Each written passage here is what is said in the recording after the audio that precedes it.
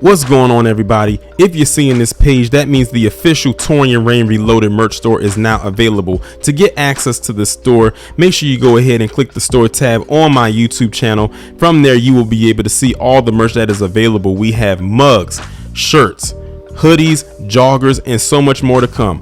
All original designs made by yours truly, Torian Rain Reloaded. Now go ahead and get your merch today, and you can feel nothing in style. Let me ask you this.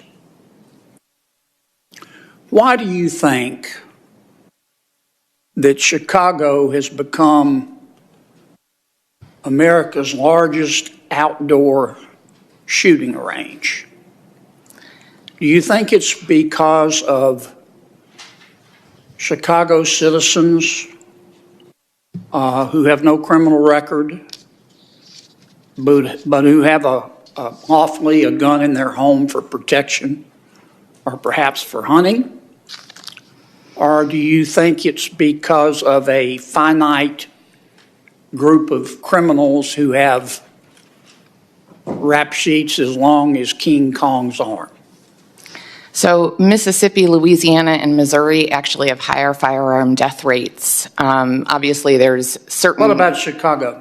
So I don't live in Chicago. It's not my primary area of research. You don't have an opinion on that? I think there's easy access to firearms combined with environmental conditions, lack of great education. There have actually been studies showing that when you green vacant lots and repair abandoned buildings in urban neighborhoods, you see decreases in gunshots, in violence, as well as in stress and depression in the neighborhoods around them. No disrespect, Doc, but that sounds a lot like word salad to me. So here we have yet another staunch dub S right here by the name of John Kennedy, not to be confused with John F. Kennedy. When I first heard about him, I said John Kennedy. I'm like, uh-oh, another Kennedy. But then they said John, and I was like, okay, it's not JFK, but this is John Neely Kennedy, and he is currently, or was, the senator for the state of Louisiana. And here he is sitting right here in a conference in a room, and I'm assuming it's probably somewhere on the Hill, where he is questioning again, like most of them always like to do, about Chicago, because apparently Chicago is this haven where all the wildlife is, where everyone is going crazy with guns and all this other stuff, and they've been going on that crusade for God knows how long. I think, of course, it's dating more so back to when Obama was president or running for president, because he is from Chicago himself. And they always like to use that outlier right there, or that loosely translation into it has to mean about black people. I mean, just pay attention to what he was saying when he was giving this line of questioning to this woman. He was asking about Chicago, and then notice when he was starting to say, is it because people are using their guns for protection, or they're just going out there, or are these criminals? He might as well just went ahead and said thugs who have a rap sheet as long as King Kong's arm.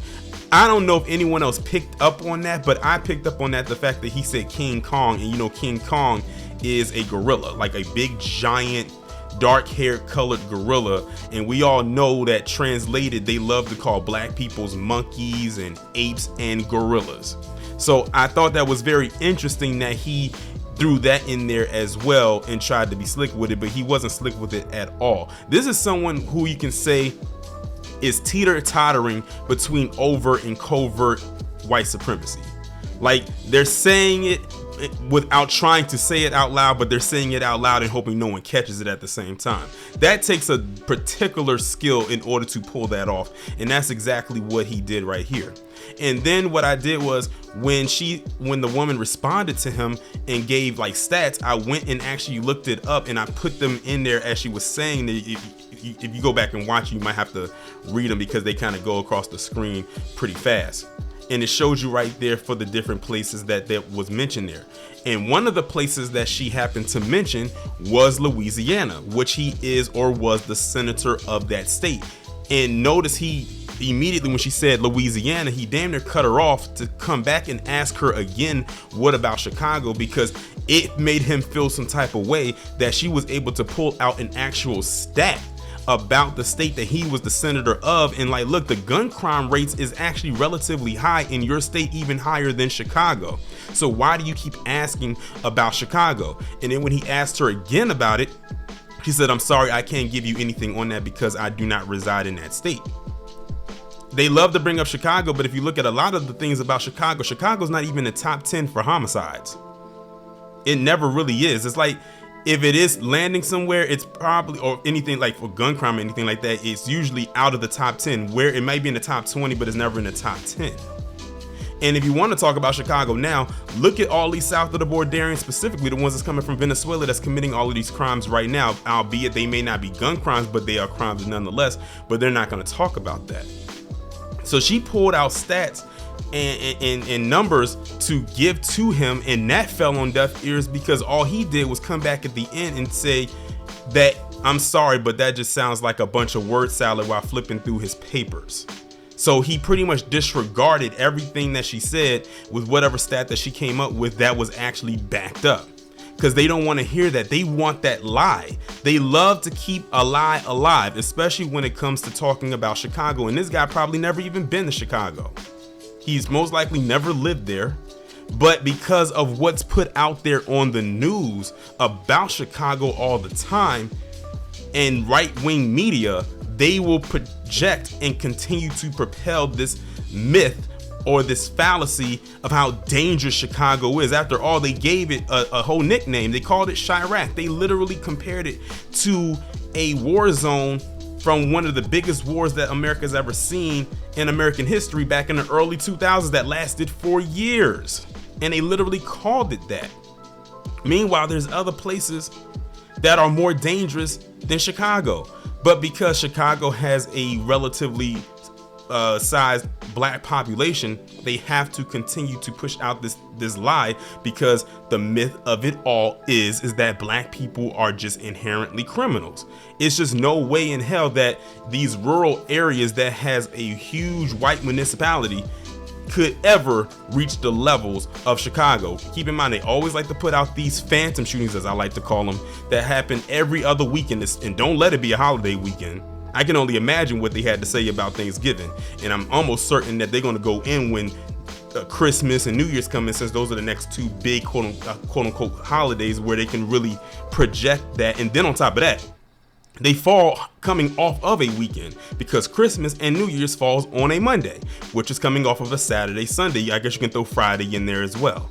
So you know they're gonna really go in on that one. Then MLK is gonna be the next one. They always do it. I remember I was doing a series of videos at one time when I was telling y'all, keep in mind, just look out for the next big holiday. They're gonna do it again. And like clockwork, they sure did. And they always have these high astronomical numbers that they put out there about how it was like 20 people shot and like 5 dead. But guess what they always came back with? We don't have a suspect.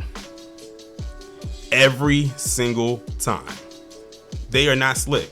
Now, is there crime going on in Chicago? Yes, but guess what? There's crime going on everywhere. I always say, I will believe that something happened in Chicago when they actually have a suspect. When they have a suspect, they have a name, a mugshot, then okay, then something is, you can go off of something there. But if you just put out there, oh, it was like 100 people shot, 50 people died, but we ain't got no suspect, no person in custody. Sometimes they don't even say they have witnesses, but you got all these cameras around. I don't believe it.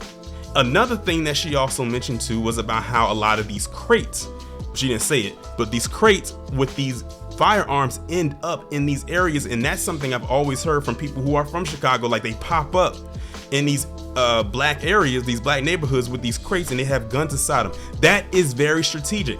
If y'all don't remember, there was a story that happened a couple years ago where there was some kind of abandoned truck, you know, not an armored truck, but it was a truck that, you know, would carry like packages, deliveries, not like a FedEx or a UPS, but maybe like a truck that's for like a store, like a Walmart or something like that. But it wasn't a Walmart. It was just a regular truck. I think it was a white truck. It had no logos or anything on it.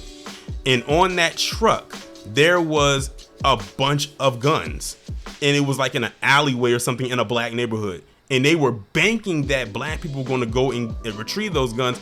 But luckily, it was some people there that knew how the inner workings of that was and said, no, don't go over there because it's a setup. Because what's going to happen? You go over there, you're going to probably pick up those guns, and it's going to be like a sting operation. They're going to make it seem like you're involved with something somehow, and they're going to come and get you. I remember seeing that. If I can find maybe the clip of the video, I might insert it in here somewhere, and you'll be able to see for yourself what it is that I'm talking about. But some of you may remember that.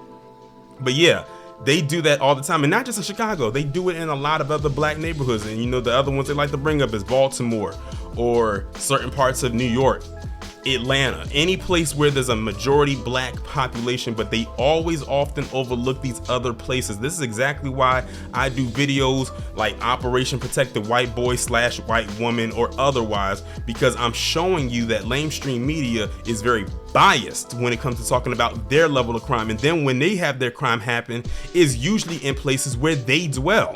But they don't want to dwell and talk about that because they have to keep up an appearance that they are not the ones committing a whole bunch of crimes. The truth of the matter is, every group commits levels of crimes. It's not just black people, but mainstream media has done a damn good job for years of making it seem like it's only black people that commit these crimes. And unfortunately, you have people out there that will eat it up, especially those of the Fox News / Daily Wire crowd that will eat it all up. And some of them, they know that it's not even true. But because they have a staunch anti-black sentiment about themselves, they're going to go along with it. And if they know it can line their pockets, they're going to continue to go along with it. That is your grifter. Whether they're PC, black, or otherwise. Thank God for the new black media.